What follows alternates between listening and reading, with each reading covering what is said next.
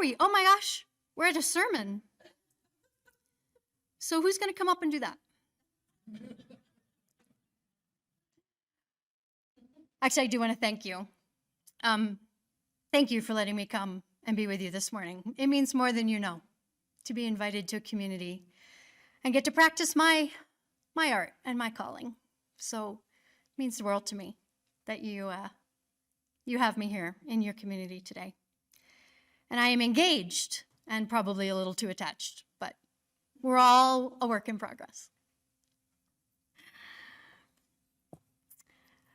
This sermon has changed so many times. It even changed last night because I have changed. And now I would like to think that scheduling and preparing sermons has a kind of predictability to it. Life, like these sermons, is usually just about changing. Last Sunday, I had to throw out almost our entire Sunday service. At 6 a.m., I got a call from Roger, that's your beloved Reverend Roger Butts, with the news about the mass shooting at Club Q, and with the information that our community partners called early and wanted to use All Souls space for the community vigil. So now, I suddenly had a vigil overlapping with part of our service time, and we had to adapt in the moment. Less than 5 minutes before services began, I had the entire worship team in the minister's study revamping frantically, which ended up in a mostly improvised service.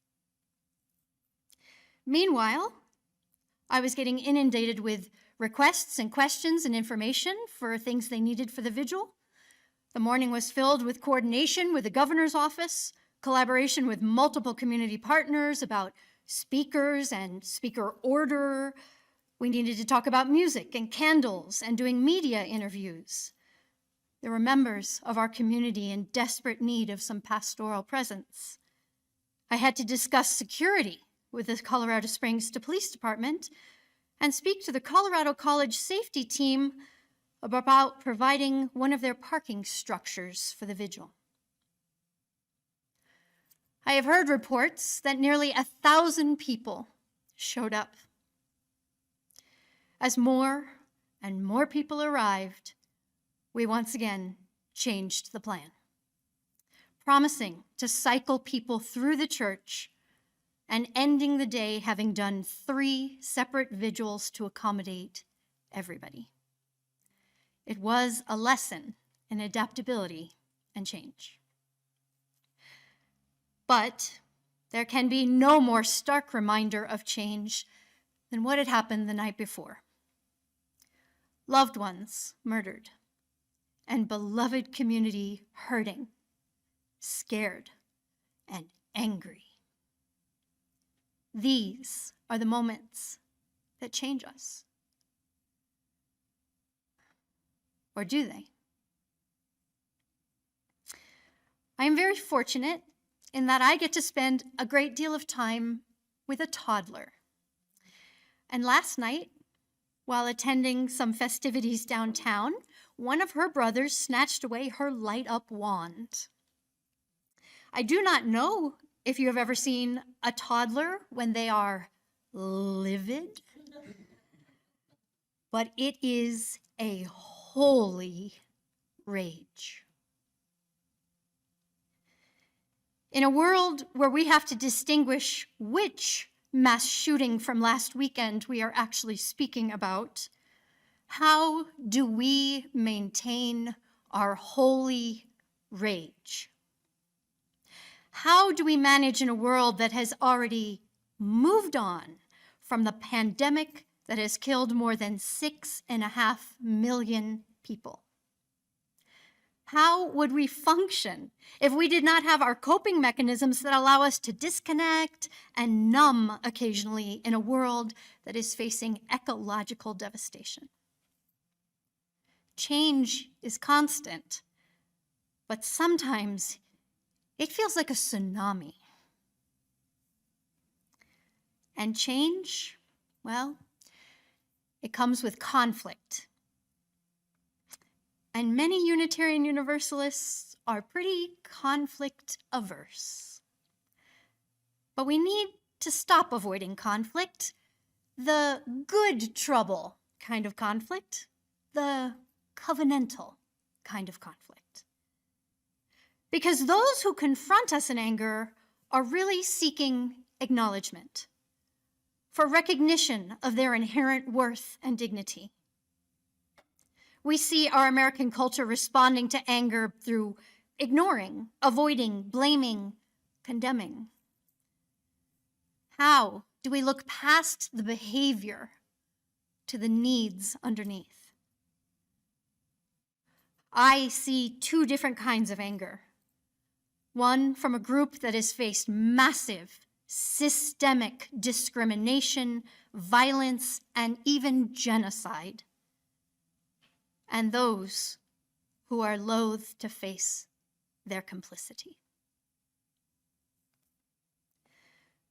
I believe that all religions need to reckon with their own complicity in perpetuating systems of oppression.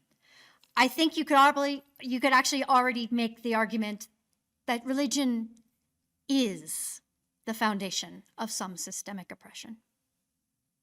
And any faith community who expects to survive without schism or slow demise must examine either their life-affirming or life-limiting theologies.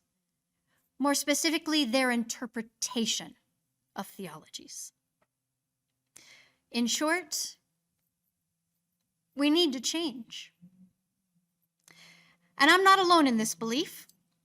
The Unitarian Universalist Association's Commission on Institutional Change also agrees. Our denomination has given us a gift of this commission's nearly 200-page Widening the Circle of Concern report, work done by marginalized faith leaders over the course of 3 years. And this remarkable report invites people out of an implicit reality that is thoroughly pervasive. Racism, classism, sexism, paternalism, ableism, capitalism, colonialism. We still somehow think of these isms as these menacing sharks, when, in actuality, they are the water in which we swim. And nobody, absolutely nobody, sees all the ways in which we've swallowed that water. We are all complicit in the isms. According to the Pew Research Center, many liberal faiths, including Unitarian Universalists, are nearly 80% white. Another Pew finding tells us that fewer and fewer people are participating in religious communities at all, and significantly higher rates of young people are not affiliated with institutional religion in any form. As the Widening the Circle of Concern report emphasizes, Unitarian Universalism is not immune. We too are losing congregations and have many teetering on the edge of collapse. While we typically refer to our 1,000 congregations, in truth, we now have around 800. And many who enter our doors are no longer refugees from other faiths, but are experiencing faith communities for the very first time. Additionally, the demographics in our country are changing. In California, Hawaii, Nevada, New Mexico, and Texas, white people are no longer the majority. Younger generations and people of color do not and should not have to tolerate faith communities that do not have community accountability or multicultural competency. It is no coincidence that our faith communities, which are dominantly white and older, are struggling. And the report clarifies that what is at stake is nothing less than the future of our faith. And investing in the changes for the future of our denomination and the success of our congregations is important. But the larger truth is that our world requires this transformational work. And as Maggie Patapchik explains, the reality is that pious, white, middle stratum people in this nation are dangerous to those who share a planet with us. And listen, we all know that our congregations are already committed to working for racial justice, ecological justice, immigrant justice, and much, much more. It's not that we don't invest. Rather, I believe it is that we need to bring an awareness to the point articulated in the book Presence, that if you feel you've got a problem to solve that's out there, and you don't necessarily see or want to see any possible relationship between the you who's trying to solve that problem and what the problem actually is, then you're the problem. So yes, we need to continue our activism, but there's more to it than that.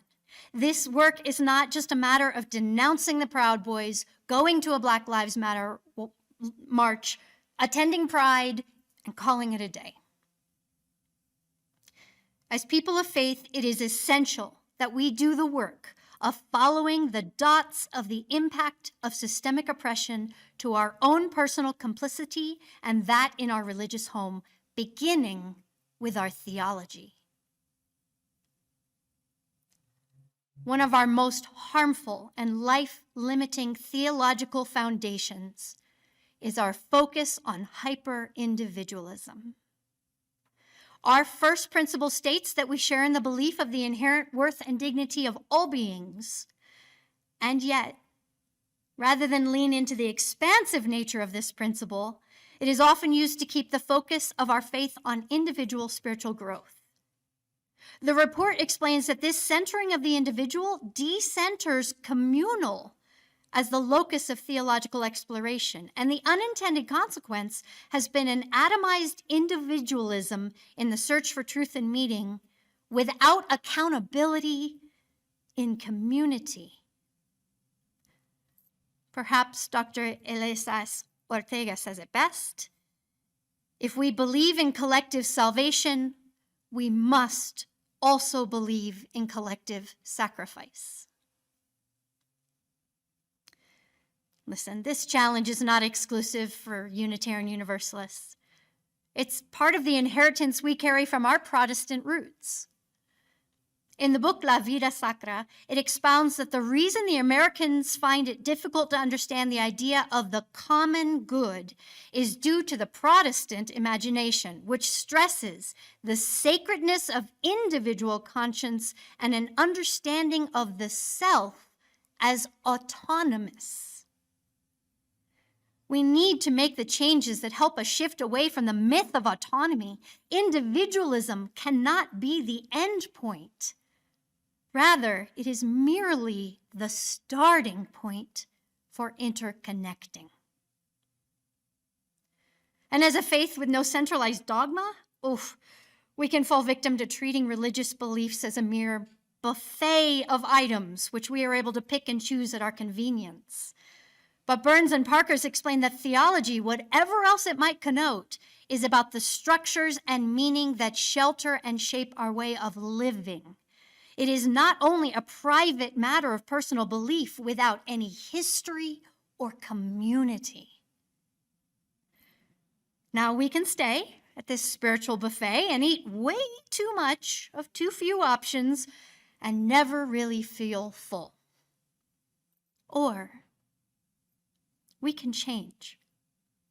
We can commit to planting seeds with others that grow rich gardens, that we can harvest together, prepare together, eat together, ensuring we are all nourished and we all are at the table. And that is because theology is not just about whether or not we believe in God. It is not merely understanding who we are as individuals. It is understanding who we collectively want to be. This perspective opens doors of inclusivity, allowing theology to be more than mere principles, but rather a daily articulation of life in community. As a faith tradition, our reliance on secularism and logic have also alienated us from some of our complicity. By shutting out the experiences of mysticism, transcendence, avoiding spiritual language, who are we really excluding? How often are we grounded in the true breadth and depth of our own 6 sources of our living tradition, which include the words and deeds of prophetic people, world religions, Jewish and Christian teachings, and spiritual teachings of earth-centered traditions? Gloria Anzaldúa explains that in trying to become objective, Western culture made objects of things and people. And when it can distance itself from them doing that, we lose touch, and that dichotomy is the root of all violence. Our survival comes only at the recognition of the interdependence of it all. There are some challenges we just can't think our way through. We have to feel. We have to relate. We have to be accountable in our communities. And this is the nourishing communal meal of faith, not just a buffet of ideals. We can also heed the report's recommendation that returning to the practice of honoring covenant is essential in the world in which we find ourselves. The division between generations, economic levels, between people of different races, ethnicities, abilities, sexual orientations, gender identities, they're unprecedented. If we remember that we are a covenantal faith, we have a much better chance of not just surviving, but of doing less harm. Anti-racism does not happen by happenstance. Misogyny will not go away on its own. Transphobia is never benign. Congregations become radically and culturally diverse only with purposefulness and intentionality, when congregations are willing to reflect on their identity. So what are we willing to change? I know it's terrifying to toss out a perfectly planned service at the last minute. I know that we are going to make a lot of mistakes when the prayer is improvised. I know that sometimes doing the next most faithful step is the most disruptive and difficult option. But I also know that there are times when we must meet the moment. What if in this moment we all embrace the God that is change? If we do, Unitarian Universalism can be the ever-widening circle of concern. But if we ignore our need to change, we're going to deserve our own irrelevance.